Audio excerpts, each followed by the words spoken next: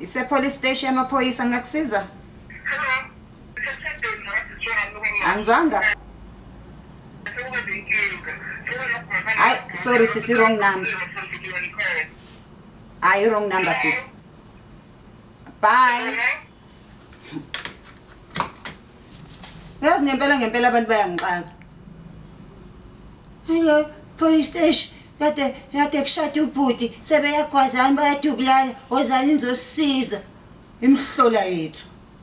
Mekusamnandi beshada benza amaphathi akekho kafonela amaphoyisa athi ozani nizodla.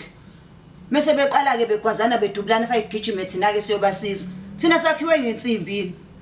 Ngoba phela nathi sabantu nami njengoba ngishiya ingane zami nje fa ngiphindele ekhaya ngiye enganeni zami ngisaphila. Thina isibhama singenini kuthina. Thina sigwazeki yini? Mase futhi kubibona hazi amaphoyisa ase-South Africa, amaphoyisa ase-South Africa. Kodwa futhi ibona abafuna siye intweni ezi-dangerous. Mase sifika lapha sesivuthisa inhlambu sibulale kwasana bese kuthiwa amaphoyisa ase-South Africa ayathanda ukubulala abantu. Shoot to kill, shoot to kill. Esibahlaye besihlala besitshela ukuthi siyidudla. Bayilanda ke bona abasavane bodwa. Angije mina lapho. Mina nje impethe ngibasizayo ufuna affidavit was a police station. Ababulalayo hambani. Asimdingi nathi la. Asifune esidumbula. Bahamba ubhalisana emamoshwari. Phela nasa sakhiwe ngensimba ngakhiwe ngesitini mina. Inhlamba yimngani kamuntu. Ababulalane nje basiyeke kanjalo. Fana laba bamani basifonele nje ebusuku.